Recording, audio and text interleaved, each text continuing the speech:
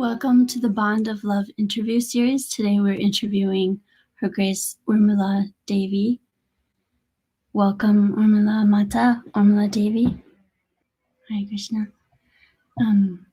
So, Urmila Devi, she has served in ISKCON continuously since her initiation by Srila Prabhupada in 1973.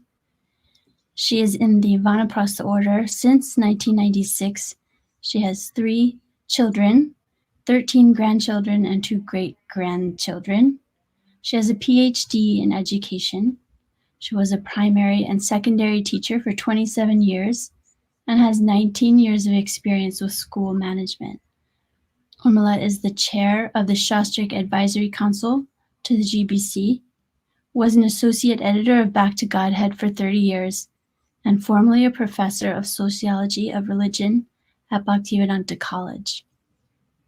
She travels worldwide teaching Krishna consciousness and is an author of several books, including Krishna Meditations, Essence Seekers, Dr. Best Learn to Read, an 83-book literacy program, and The Great Mantra for Mystic Meditation. Welcome. Hare Krishna. Today, I'd just like to start out with this first question. In your relationship with Srila Prabhupada and in your practice in Krishna consciousness, what was it about Srila Prabhupada that moved you to be convinced that you should dedicate your life to him? That he gave me Krishna and without any compromise gave me the highest thing, without sectarianism, without ego. Not like we have the best thing and everybody else is nonsense, but wow, we've got something wonderful here, and a complete system of life, a complete way to dedicate ourselves to the absolute truth that was just so wonderful. I find it inconceivable what Srila Prabhupada gave. I mean, if you're talking about at the beginning, what inspired me back then, it was that here was something perfect and wonderful and amazing and just authentically true, and no one else had ever done anything like that before. Mm-hmm. And is that true today? What convinces you today and continues to convince you? Well, that gets deeper and deeper over time. I mean, seeing Srila Prabhupada's empowered genius to create a whole society. I mean, the vast majority of what I have that's of value in my life, obviously I got things of value from my parents and my various teachers and so forth when I was growing up. But the vast overwhelming majority of what I see is valuable and helpful and real and deep comes from Srila Prabhupada. Mm-hmm. on every level. I find him astonishing. And the more that I meditate on that and the more that I connect with him, the more I find that astonishing. Just his breadth and depth of concern in every area of life for all of us. His vision for what is an ideal society, his vision for what is the perfection and the goal of life, and himself as a person. Just this combination of,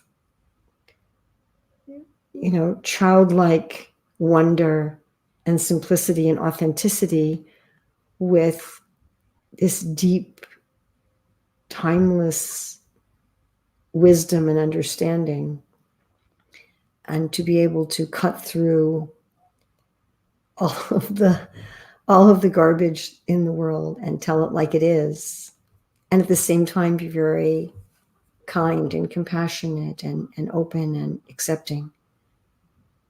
I suppose I could talk about that for a long time. What of your experience with Srila Prabhupada or in your relationship with Prabhupada would you want people to know? What do you want people to know about Srila Prabhupada? Well, very much like what I already said, what inspires me is kind of the same thing. That Srila Prabhupada is giving something that will benefit the whole world. I mean, even if a particular person doesn't feel that they want to take it up completely as their own way of life, there's something they can find from what Prabhupada's teaching that will enrich them. Many people just take up some portion of what Prabhupada taught that really enhances their quality of life. That Prabhupada wasn't teaching some other sectarian religion. It wasn't just that he was, adding to the lists of various religions in the world, but he was giving something holistic and high quality and of high value to everybody on just every level. If you look at the level of personal health, of relationships, of economics, of sociology, and what to speak of transcendence. It's just an extraordinary person, and he did this not for any personal gain. It's, Prabhupada came out of India with basically nothing, a trunk load of poorly printed books. The English grammar and spelling was not very good. The printing quality was not very good. The paper quality was not very good. That was all he had. And even in India, he gave up his family life and was living in voluntary poverty just to bring this message. It wasn't anything for himself.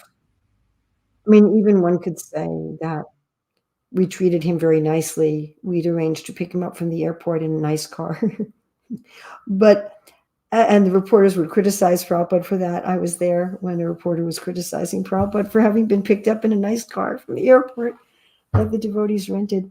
But, Prabhupada was, he wasn't this person who was personally profiting. That wasn't what was driving him. What was driving him was just to help people and give them truth. And the truth that Srila Prabhupada gave on all these levels is of help to everybody. It's worth people to take the time to go deeply into what he gave as a person and what he gave on the level of practice and spirituality. Seems like in your recent book, Career Dharma, you've that book is from your understanding of some of what Srila Prabhupada's vision was for the Krishna consciousness movement. Is that? Yeah, well, for society at large. Of the 7 purposes of ISKCON, only one of them deals exclusively with the Hare Krishna movement. The rest of them deal with both the movement and society in general. And I believe this vision of a socioeconomic system for society in general is very rare in any kind of spiritual or religious movement. Srila Prabhupada wasn't just teaching transcendence, and he wasn't just teaching how to be happy in this world. He was teaching both. You find religions tend to be one or the other. You find religions tend to focus on this world and this life and, how to have a happy family and how to get along with people and how to be prosperous in the world. And they have very little information about God and very little information about the transcendence. Or they're all about transcendence and they don't really have anything to do with the world. And sociologists call these world negating religions and world affirming religions. And Srila Prabhupada was neither and both.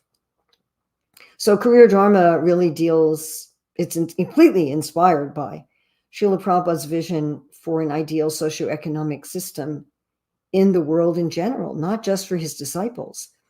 Something that would bring people what he called peace and prosperity, which was a phrase he used nearly 200 times, at least in recordings and in writing, that a system by which the earth could flourish.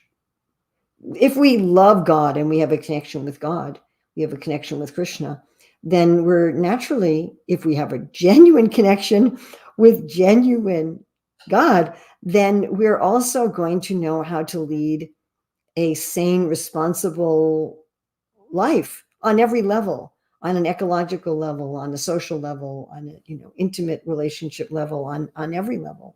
So this book is looking at a part of that.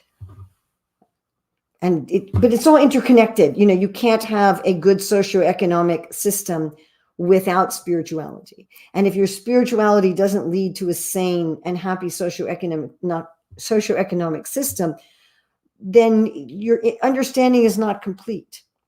If we think about the Ishopanishad, that one has to know knowledge and ignorance, one has to know the temporary and the eternal. So this book was very much based on Prabhupada's vision for that. So in your service and in your sadhana, you've maintained a relationship with Srila Prabhupada, of course, after his leaving this world. What has deepened that relationship? Oh, that's such a long list, I think the main thing that deepens it is working for his mission,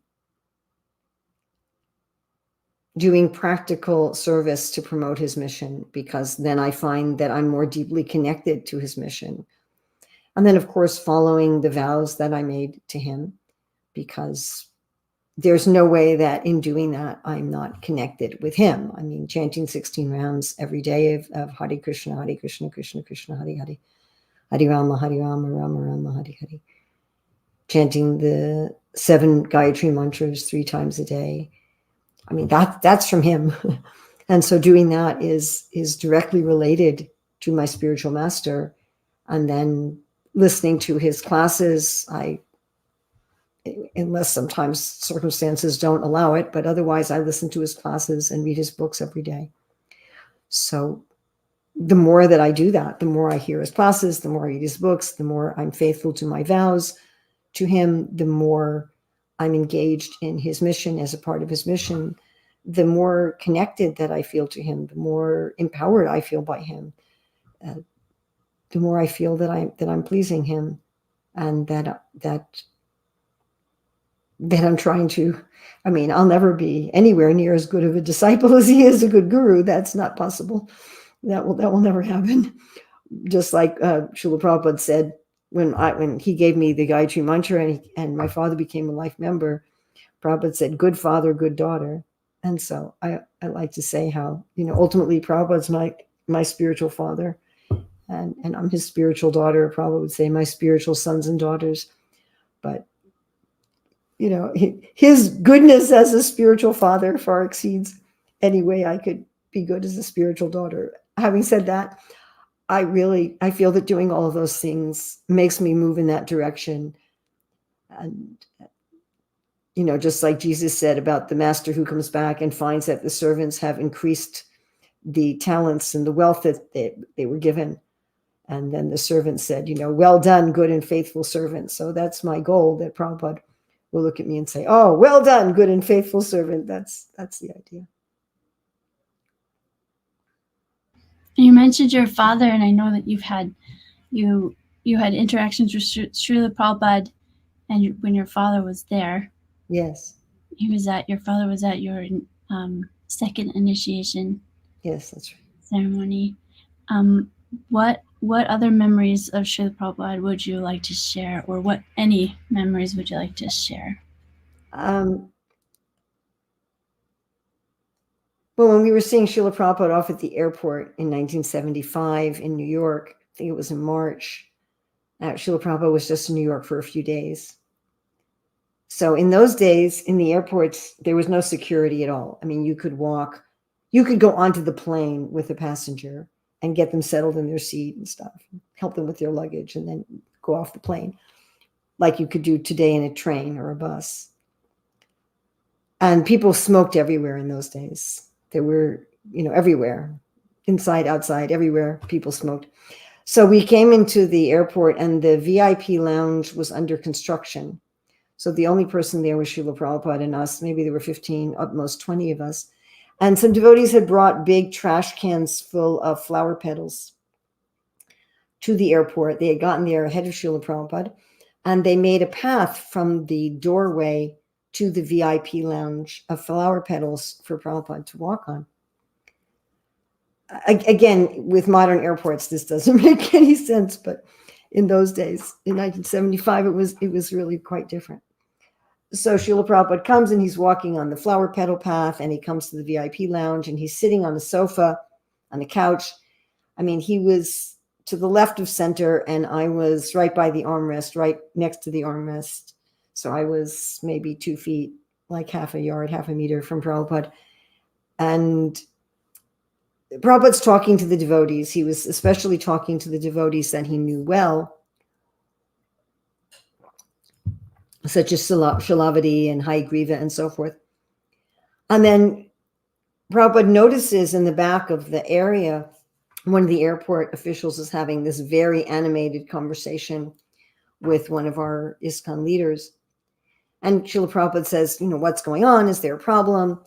And the devotees said, oh, Prabhupada, they don't like our flower petals. They want to clean up they want us to clean up our flower petals. I don't know if we ever cleaned them up. We probably didn't. And then one of the devotees, I think it was Jayadvaita, he said, oh, Prabhupada, they don't mind the cigarette butts all over the floor. So they're able to tolerate cigarette butts, but they won't tolerate flowers.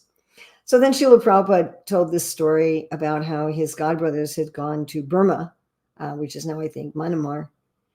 And the people who live there used to have a drink called liquid dog, that they would let a dead dog rot for several years. And when everything became liquefied and putrid, they would drink it. And the smell of this was just like nauseating. But then Prabhupada's godbrothers went there and they were cooking with ghee. And Prabhupada said that the locals would complain about the smell of the ghee. So he compared this to the cigarette butts and the flowers. It was just so charming how there's, Prabhupada took this as a very humorous thing. He wasn't offended. He just took it as humorous. And he had a kind of humorous compassion about the whole thing, that these people would not mind cigarettes, but would mind flowers. That they weren't asking the smokers to clean up their mess, but they were asking us to clean up the mess. And then the devotees had brought from the temple huge, like this wide, this long, sterling silver plates that we use for the deities. And they brought one with fruit. And at the airport, they must have arranged it at the airport, because it was arranged in a pyramid like this high. They couldn't have brought that in a car. And they had all this cut fruit there with a watermelon at the top. And Srila Prabhupada took a piece of watermelon from the top and kind of like popped it in his mouth. And then he said, just like this, distribute. And so someone took the tray around and everybody just wanted the watermelon because Prabhupada had eaten the watermelon. And then the devotees brought a similarly huge tray of milk sweets, again, arranged like a pyramid. And one devotee had stayed with us overnight to see Srila Prabhupada. She had traveled from a distant Satyabhama and she had made some milk sweets for Prabhupada. So, I mean, many devotees had made these sandesh and burfi and fancy things. And Prabhupada just looked at this pile of milk sweets and just said, distribute. And then because Prabhupada hadn't eaten any, nobody was interested in them. And then Srila Prabhupada said, let's have kirtan. And one of the devotees said, oh, Prabhupada, that would be worse than flowers. And Prabhupada said, no, we will have kirtan quietly. So Jai Satchidananda was leading the kirtan. He had a mridanga, and Prabhupada had kartals, but he was playing them on the edge. He wasn't playing like this. He was playing like this, more quietly. And he had his head down and his eyes closed like this. And Jai Satchidananda was singing Guru Vandana. I think he sang Guru Vandana first and then Guru Vastika. And Prabhupada was also singing. I was again sitting very close to him. Our oldest son was just a baby, just a few months old, and I was kind of holding him on my lap. And as I'm watching Prabhupada sing, I'm thinking, oh, he's singing for his guru. It was, I mean, it sounds so silly. Well, duh, he was singing for his guru. But at the time, it was just this sweet thing that I thought, oh, we're singing for Prabhupada, and Prabhupada is singing for Srila Bhaktisiddhanta Saraswati. He's singing for his guru. And as I really became absorbed in the kirtan, I lost time and space, so that I wasn't in New York, I wasn't in the airport. It just, I can't really explain it. And I completely, it was in a different atmosphere entirely. And then all of a sudden I thought, oh, I better take care of my baby and change his diaper before we start moving to the plane. So I kind of broke, I don't know how long I was in that state, maybe 20, 30 minutes. And then I kind of broke that focus and started taking care of my baby. And as soon as I did that, Srila Prabhupada had been, again, very close to me, and he had been like this the whole time. And as soon as I broke my concentration, then I was still chanting, but I wasn't focusing. So then Prabhupada, like, very, very slowly lifted his head and turned his head and opened his eyes and just was looking at me. And then I was like, oops, did I do something wrong, with losing that focus? And then right after that, he got up and started walking to the gate while we all had a kirtan. So that's one memories of Prabhupada that I really like. I hope that wasn't too long. Are there any other favorite memories that you want to share? I know that you had mentioned that when you received second initiation, you had your first son. Yes. With you, and Prabhupada, you received the Gayatri mantra from Srila Prabhupada. Would you like to share any of that? Well, that's maybe a little political is the problem with that one. So I'm not really sure that I'd like to share that much about that. But it was sweet when we got to go in Prabhupada's room, my husband and our son and myself. So yeah, I mean, my husband was holding our son, and our son was like facing forward, and Prabhupada saw him, and Prabhupada went like this. And our boy started, smiling, and Prabhupada said, oh, he's laughing. He said, he's very intelligent, and he is very intelligent. And then Prabhupada said, and he's very fortunate. And I thought, well, he is, yes, to be hearing Gayatri mantra from you. So that was very sweet. And I asked Prabhupada there after he gave me the mantras, I said, Srila Prabhupada, I really want to preach and I want to please you, but it's hard to go out and distribute books with a baby. And Prabhupada said, you must take care so you may not go out. And that was very nice, because I'd had a lot of devotees telling me that I had to go out on book distribution, even if that meant leaving the baby alone in the house, which sounds crazy in 2024. I mean, it was crazy then, but it sounds a lot crazier now than it sounded then. Just, leave your baby, leave this like 7-month-old baby in the house, lock the door, and go out and sell books. Seriously, people were telling me that. And then other people were telling me, oh, now that you're a mother, you shouldn't preach anymore. And that's wrong. Your only job in life is to be a wife and mother. You don't have any other duties in life. So I was getting those 280-degree different things. And by Prabhupada saying you must take care so you may not go out, it was just so sane and balanced.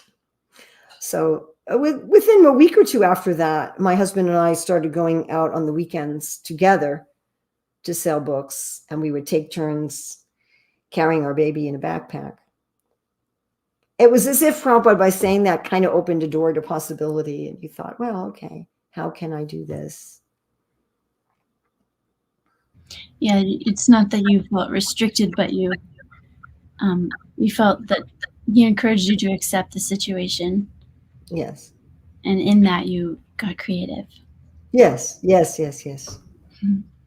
Exactly. And speaking of your children and the next generation of devotees and continuing generations of devotees, do you think it's important to develop for next generation devotees, for them to develop a personal relationship with Srila Prabhupada? Well, yes, but then what does that mean exactly? I think people throw around this term loosely, a personal relationship with Srila Prabhupada. I mean, what does that mean? You had only a handful of Prabhupada's disciples who really had what we would call in normal conversation a personal relationship with Srila Prabhupada. If we ask about anyone in general, oh, do you have a personal relationship with so-and-so? It means that you know them fairly well as a person and that you spend time with them as a person. So again, that was a very small minority. It was mostly the people who joined ISKCON very early in the movement, when the movement was very small and Srila Prabhupada was managing it personally and knew everybody personally. And then that would apply to devotees who traveled with Srila Prabhupada for some extended period of time. The rest of us had a much more formal relationship with Srila Prabhupada. We had a relationship with him as our teacher and as the Acharya. And of course, you could say that's personal, but it's not the same. You know, there was no way, I didn't have access to the kind of relationship that Yamuna had, or Malati, or Jadharani, or people like that. I mean, that just wasn't even available to me, or Vishaka. So I think sometimes when we tell people you have to have a personal relationship with Srila Prabhupada, it puts a kind of burden on them that they're not able to meet. Does that make sense? And that people often feel frustrated and confused. Yeah, a personal relationship means an organic relationship. Yes. Well, I think it's to appreciate Srila Prabhupada as an individual beyond his teachings.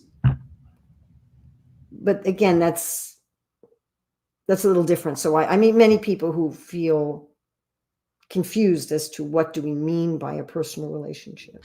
Yeah, it can't be superimposed upon. It's not something that just. Yeah.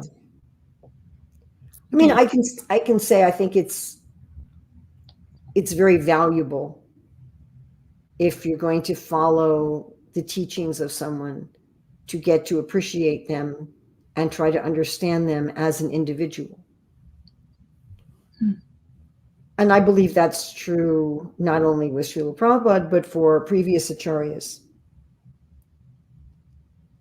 The class I went to this morning, the devotee Ratnaradhika was making the point that when Krishnadas Kaviraj was in Vrindavan writing the Chaitanya Charitamrita, that he didn't have access to, computers, and yet he was quoting from so many different sources, even so many Puranas, and he was already in his 90s. And I was sitting there thinking about it, that not only did he not have access to computers, he didn't even have access to books as we know them. In those days, books were written on piles of leaves that were sewn together. And it was very difficult for anyone to have any kind of large collection of books. I mean, that would be unusual because all books were handwritten. It was a big deal to own one book of anything. There'd be often, one verse written per page.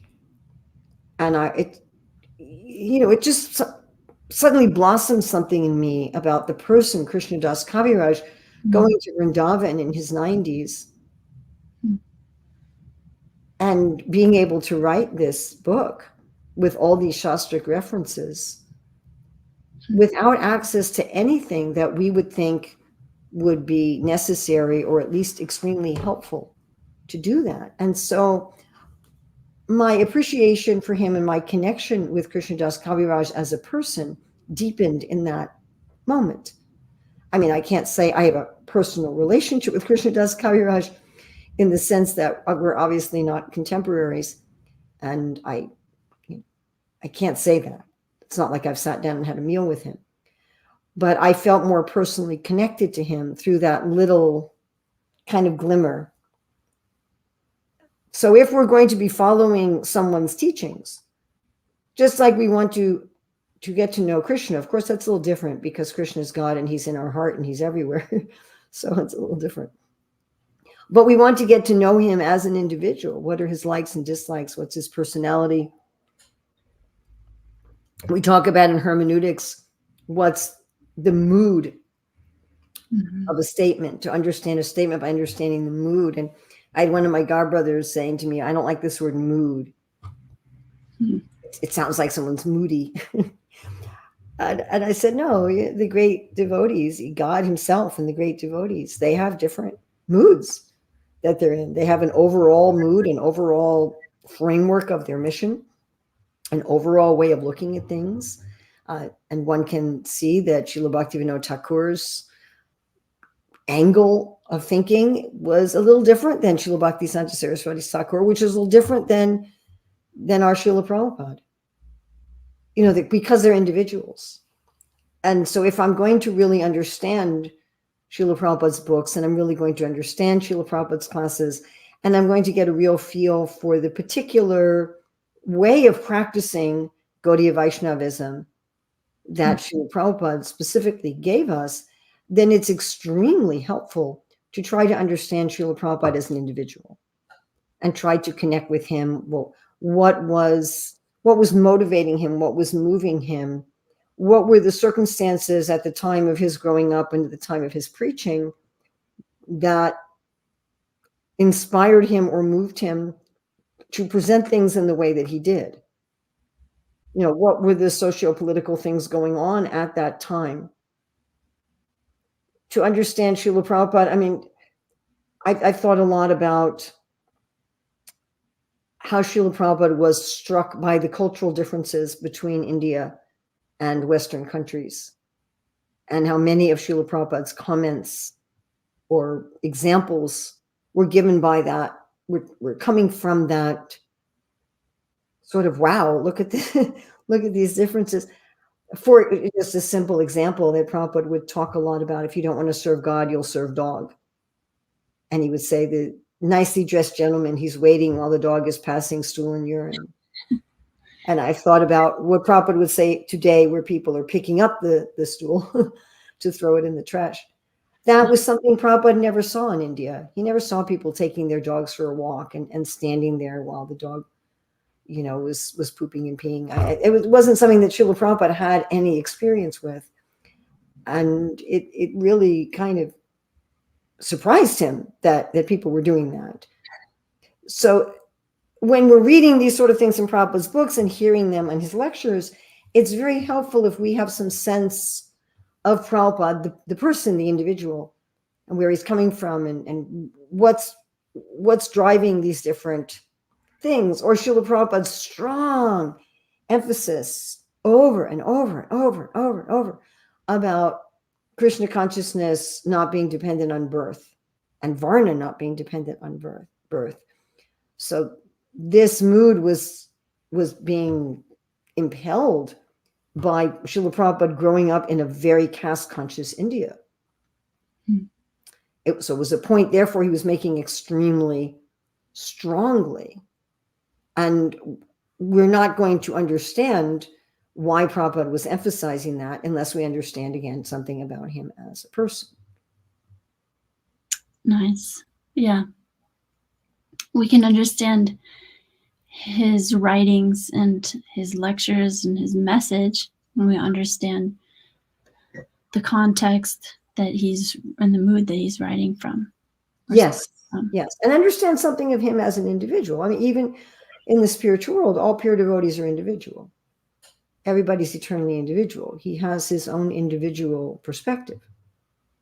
And we'll gain so much more out of our relationship with him when we have some understanding of that. It's not just truth, it's truth spoken by a particular person.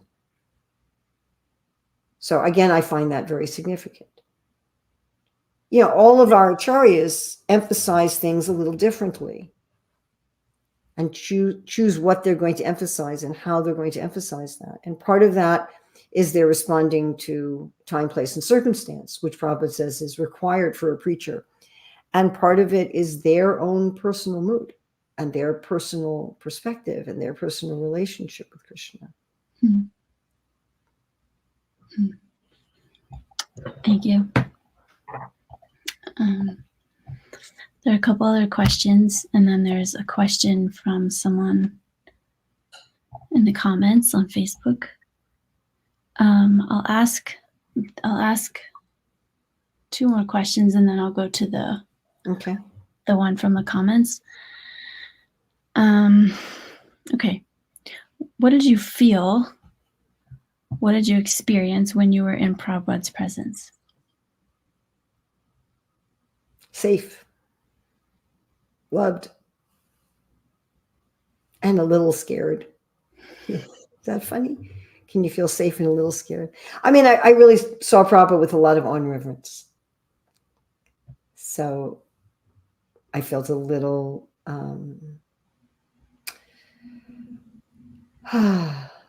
reserved. I felt a little reserved, a little hesitant because I felt, all this awe and reverence. At the same time, very safe, very loved, very protected.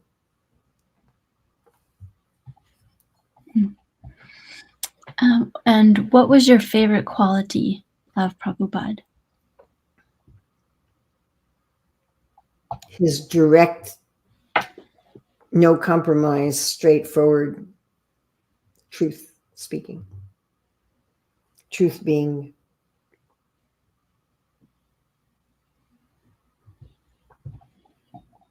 okay.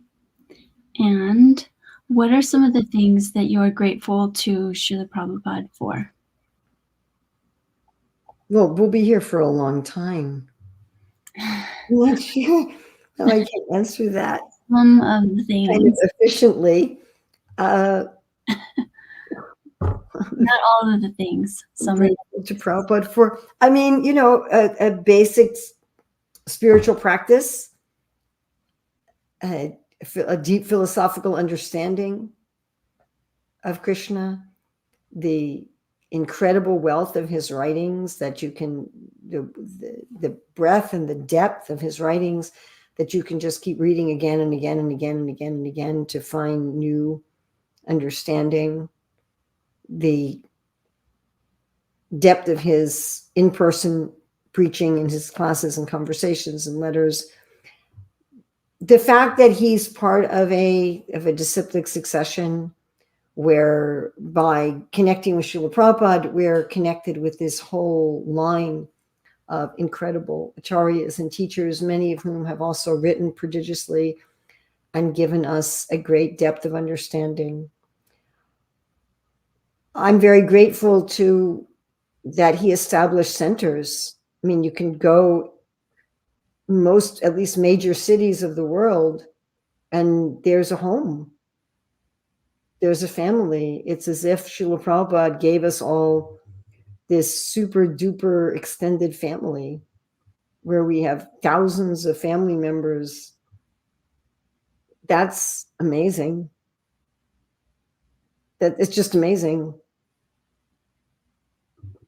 that we feel. I remember our youngest son saying how that when he grew up, whenever we would travel, he said it was like we were staying with family wherever we'd go. And I said, yeah, it's like that. And then this, as I talked about earlier, a total vision, not only of transcendence, but of how to have a sane sociological system, a sane economic system, this really holistic way of life. And I don't know, I'm grateful to Prabhupada for prasadam, I suppose I should say.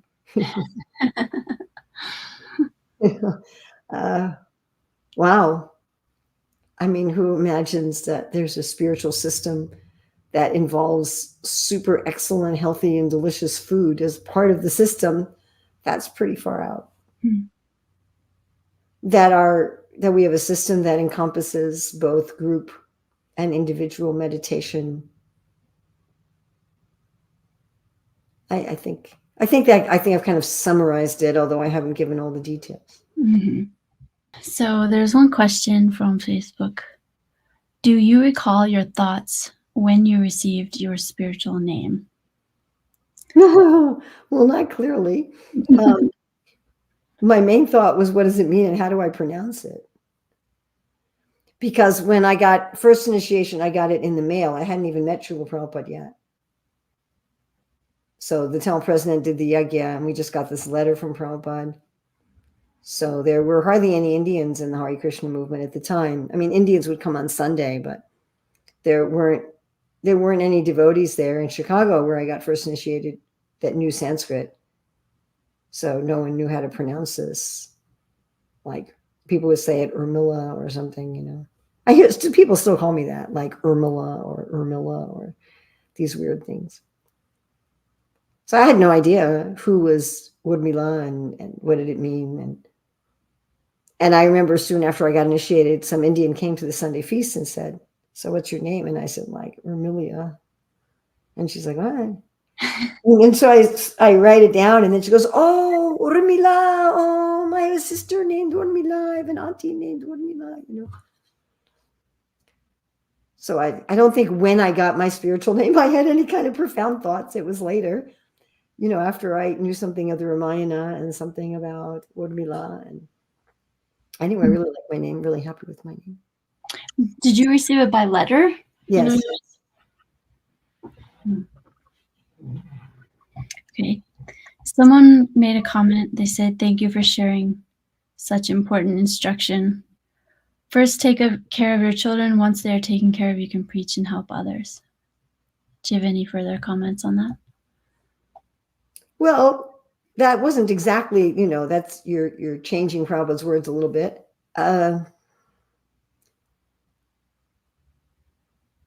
mean, later in 1976, when we met Prabhupada in New York, when he came to the 55th temple, and our son was in my lap, and Prabhupada looked at me. He was talking to my father, and he looked at me, and he said, "Just like this mother is loving her son without expectation of return, in the same way, we should love Krishna." And my father asked, "Will loving her son help her to love Krishna?" And Prabhupada said, "No, but loving Krishna will help her to love her son." So I don't think it's a question of first take care of your children and then you go preach. I don't think it's exactly like that. I think it's something that's kind of simultaneous. By serving Krishna and by helping others, you can develop more love for your children. In fact, you can't have real love for your children unless you have love for God. And how can you preach to others if you're not even taking care of your own family and your own immediate service? You know, it's not going to work in the long term if you're trying to tell other people that they should be responsible in their service, but you're being irresponsible in your service in order to tell them to be responsible in their service. That may be effective temporarily if they don't know you, but as soon as they see how you're living, it's not going to work anymore. So I see it more as you know, one going with the other. I mean, my priority when our children were young was, my first priority was my sadhana, and my second priority was my family. I wanted to make sure that I never neglected my children for the sake of service, but nor did I want to neglect service for the sake of my children. I mean, it's a little bit more complex than just something you can put into some pithy little thing that everybody should say, yes, it has to be like that. It's about maintaining a balance as an individual. A balance, yeah, but seeing the symbiotic relationship, seeing that taking care of your children is service and is preaching. How you take care of your children, how you raise your children, how you get along with your husband, how you take care of your house is preaching. It isn't something separate from preaching. And it's very difficult to be an effective preacher if you don't do those things. And at the same time, if you're not teaching anyone about Krishna, what's the use of just having an ordinary life? Anybody can do that. That's not the point. If you yourself are doing something wonderful for the mission, that's also, if you do it rightly without neglecting your family, then that's also going to be enlivening to your children. Oh, my mother's doing this. I mean, that inspires. So I don't even see it as a balance, because a balance implies really that you have two separate things. And I see them more as like this, that my home is a temple, and the family members in the temple are like ashram residents that I'm taken care of. It is part of my preaching. Taking care of my family is part of my preaching if I see it that way. And my preaching is enhanced by taking care of my family. It's they're no. I don't I've been trying to focus always on not seeing this separation, but seeing rather an integration. Mm-hmm. A lot of the Career Dharma book and the other new book, Krishna Meditation, is coming from that place of wanting to see a real integration. Both can mutually benefit the other. Correct. And they're both different sides of this. They can both be different sides of the same thing and different parts of the same thing. That one doesn't have to be material at all.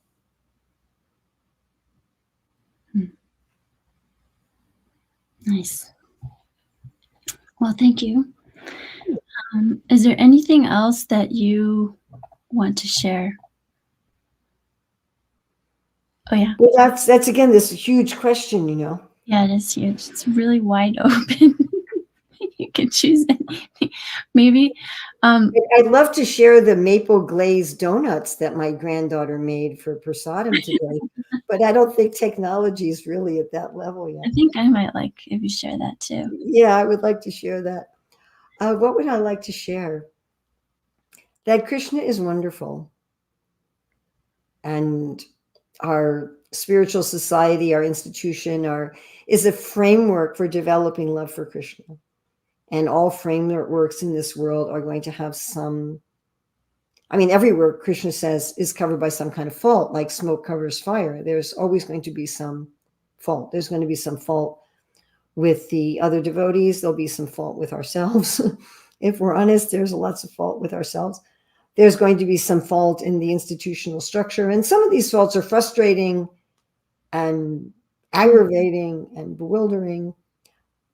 However, no matter what faults there are, there's still a framework for what we're really looking for. That is transcendence and enlightenment and pure love of God. That's, an airport may not have the best security system or the best seating arrangement at the gate. Maybe there's not even a place to sit down at the gate. I've been in airports like that where the number of seats at a gate doesn't equal the number of seats on the plane. But you can still go to your destination. It's nice to be in a really nice airport. And some airports are unpleasant. And some are somewhere in between. But you can always get to your destination. So that's the point. And I think that's very important to remember. That we're in this society, we're with these devotees because we want to achieve pure love of God. And sometimes the externals are comfortable and pleasant, and sometimes they're uncomfortable and unpleasant. But that's true for everybody, always, in any situation. And that's not the point. The point is, what are we achieving? How are we deepening our relationship with Krishna?